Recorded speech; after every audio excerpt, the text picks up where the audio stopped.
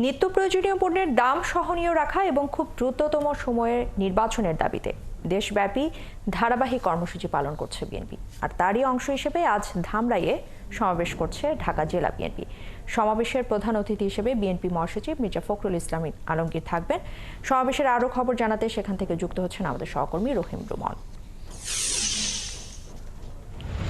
রুমন, সমাবেশ বিষয়ে সবশেষ কি তথ্য আছে আপনার কাছে জানাবেন?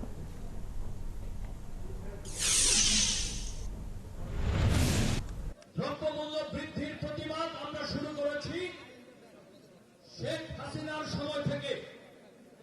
2022 সালের আগস্ট মাস থেকে আমরা দ্রব্যমূল্য বৃদ্ধির প্রতিবাদ শুরু করেছি। ধোলায় ইরশাদ, কিছুক্ষণ আগে এই সমাবেশটি আসলে আনুষ্ঠানিকভাবে শুরু হয়েছে, যদিও সকাল থেকেই এই সমাবেশ কেন্দ্র করে ঢাকা, কেরানীগঞ্জ সহ সাভার আশপাশের এলাকা থেকে নেতাকর্মীরা কিন্তু সকাল থেকে এখানে এসেছেন। কিছুক্ষণ আগে এখানে বিএনপি মহাসচিব মির্জা ফখরুল ইসলাম আলমগীর এসে উপস্থিত হয়েছেন।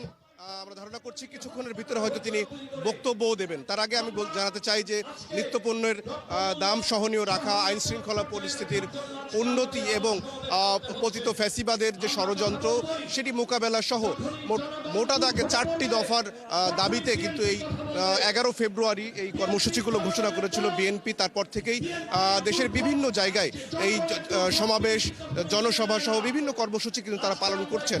বিএনপি নেতাকর্মীরা অভিযোগ করছেন অন্তর্বর্তী সরকার দায়িত্ব নেবার পর থেকে জন আকাঙ্ক্ষা পূরণের যেই আশ্বাস, যেই মানুষের যেই প্রত্যাশা তৈরি হয়েছিল সেটি আসলে পুরোপুরি পূরণ হয়নি। তারা বলছেন যে অন্তর্বর্তী সরকার এখন পর্যন্ত যেই তৎপরতাগুলো দেখাতে পেরেছে সব জায়গায় তারা ব্যর্থ হচ্ছে।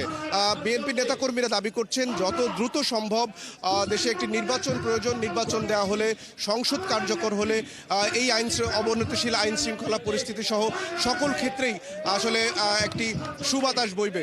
সেই জন্য তারা কিন্তু এই যে রোজার আগে 10 দিনের যে কর্মসূচি সেটি ঘোষণা করেছেন। বিএনপি মহাসচিব এর আগের কর্মসূচিতে আমার থাকবার সুযোগ হয়েছিল। তিনি দাবি করেছিলেন যে আসলে সংস্কারের অজুহাতে নির্বাচন ধরে রাখা আসলে এটি আরও এক ধরনের কালক্ষেপণ। বিএনপি নেতাকর্মীরা কিন্তু সেই একই সুরেই বলছেন যে নির্বাচনের যেই সময়, নির্বাচনের যে রোডম্যাপ সেটি নিয়ে সরকার যে কালক্ষেপণ করছে সেই কালক্ষেপণ দেশের আরও বেশি বিপদ বাড়াতে পারে। তাদের দাবি যে অতি দ্রুত সময়ের মধ্যে সরকার একটি সুনির্দিষ্ট নির্বাচনের রোডম্যাপ দেবে এবং অবনতিশীল আইন শৃঙ্খলা পরিস্থিতির উন্নতি ঘটাবে।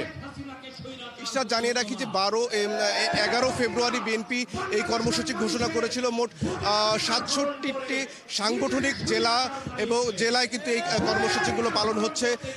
ধারাবাহিকভাবে বিএনপির স্থায়ী কমিটির সদস্য সহ উচ্চ পর্যায়ের নেতারা কিন্তু সেই সমাবেশ বা জনসভাগুলোতে নেতৃত্ব দিচ্ছেন। সেখান থেকে সরকারের উদ্দেশ্যে নানান রকমের দাবি তারা জানাচ্ছেন। সাভারের এই ধন্যবাদ আপনাকে। দর্শক, ধামরাইয়ে বিএনপির সমাবেশ থেকে সবশেষ খবর আমাদেরকে জানাচ্ছিলেন আমাদের সহকর্মী রহিম রুমন।